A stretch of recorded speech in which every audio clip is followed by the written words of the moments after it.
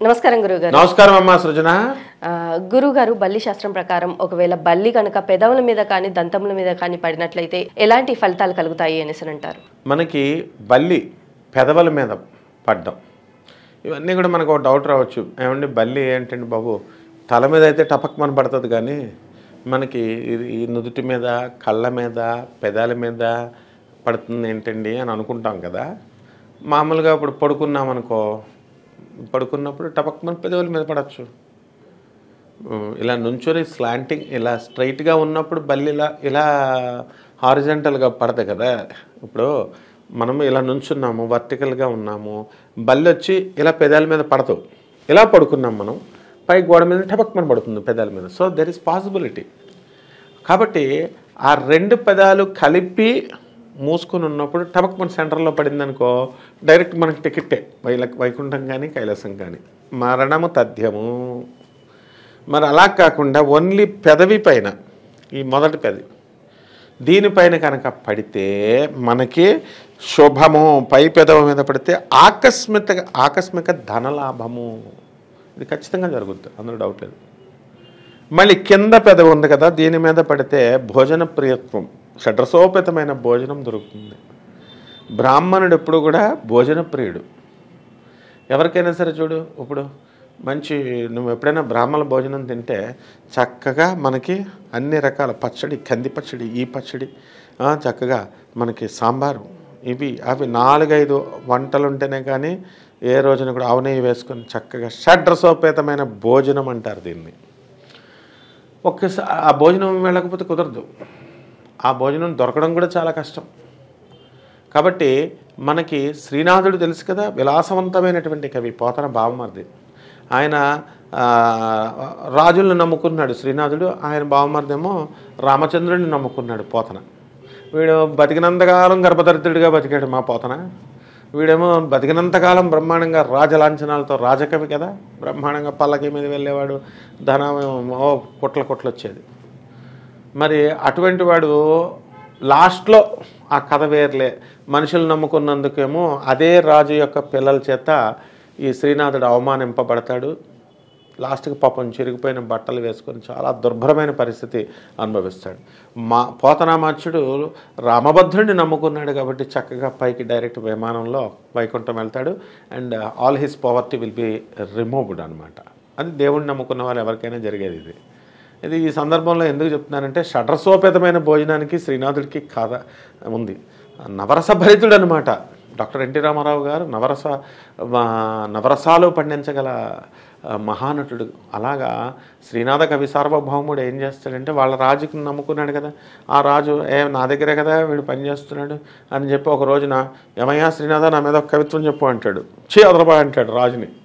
గురేసేస్తాడని తెలుసు రాజు, అయినా సరే కేర్ చేయడు. ఏమంటాడు ఆ తర్వాత రాజు కొంచెం ఫీల్ అవుతుంటే, నువ్వు ఎప్పుడు అడిగితే అప్పుడు కవిత్వం వచ్చేస్తుంది అనుకుంటున్నావా? కవికి ఏముండాలంట? షడ్రసోపేతమైన భోజనం ఉండాలా, అన్ని మృష్టాన్న భోజనం పెట్టాలా. రాధాకృష్ణ సీరియల్లో చెప్తారు ఏమని, ఈ యొక్క కీర్ ఎలా స్వాదిష్టాన్ అంటాడు. అంటే చాలా బాగుంది, స్వాదిష్టాన్ భోజన్ అంటాడు. అంటే భోజనానికి అంత పేరుంది కాబట్టి భోజనాన్ని అంత ఈజీగా తీసుకోవద్దు. కింద పెదవి మీద కనుక బల్లి పెడితే అలాంటి భోజనం దొరుకుద్ది అనమాట. ఆ తర్వాత అప్పుడు శ్రీనాథుడి కథ చెప్తున్నాను. అది అయిపోయిన తర్వాత మృష్టాన్న భోజనం తిన్న తర్వాత ఒక నిద్ర ఉయ్యాల్లో ఊగుతూ ఉంటే ప్రియురాలు వచ్చంట వాడికి చక్కగా ఈ యొక్క తమలపాకుల్లో చిలుకల్ని ఇలా చేతికి వేళ్ళకి అందిస్తుంటే అప్పుడు వస్తుంది మహారాజా కవిత్వం అంటాడు. వారు నాయన నీకు చాలా ఉందరా నాయన అని రాజు దండం పెట్టి ఆయనకు మృష్టాన్న భోజనాలు అవి ఇవి అందించి వాళ్ళ భార్యను పిలిచి, శ్రీనాథుడి భార్యను చిలకలు అందించమమ్మ అని చెప్పి కవిత్వం చెప్పించుకుంటాడు. సో కింద పెదవి మీద పడితే అంత లాభాలు. నెక్స్ట్ ఇకపోతే దంతాలు, పళ్ళు ఉంటాయి కదా మనకి. కొంతమంది పళ్ళు తెరిచి పడుకుంటారు, ఇలా పడుకుంటారు నిద్రలో. పొరపాటున దంతాల మీద కనుక పడిందనుకో, వీళ్ళకి అవహేళనకు గురవుతారు. అంటే ఆ వెటకారం మన మీద జోకులు వేస్తారన్నమాట. కొంతమంది నువ్వు చూసావో చూడలేదో, నాలుక మీద పడుతుందనుకో, నాలుగు తెరుచుకొని పడుకుంటారు. చాలామంది నాలుక ఎలా పడుతుంది సార్, నాలుగు తెరుచుకొని పడుకోరు అనుకుంటారు కదా. నేను చాలామందిని చూశాను. నాలుక అలా పడుకున్న వాళ్ళు ఉన్నారు. అలాంటి నాలుక మీద కనుక పడితే సకల విద్యా సంపన్నుడైపోతాడట. వాడికి విద్యా లాభాలు వస్తాయి బల్లి కనుక నాలుక మీద పడితే.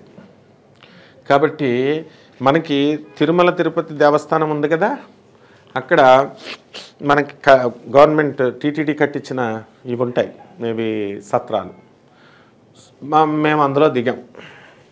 ఆ బయట పాపం ఆ రూములు దొరకని వాళ్ళు ఎలా ఉన్నారు, దొరకని వాళ్ళు ఆ బయట పడుకున్నారు వరుసలో, ఆ వరండాలో. ఈ లోపల ఎవడో గురక పెట్టి అరిచాడు. గురక పెట్టి అరచగానే ఆ గురకకి ఆ అరుపుకి భయపడి వీళ్ళంతా వెళ్ళిపోయారు. అప్పుడు ఏమిట్రా ఇలాగా అరుస్తున్నారు అని చెప్పి నేను మా గురువుగారు పురాణ పండిత రాధాకృష్ణమూర్తి గారు వచ్చాం.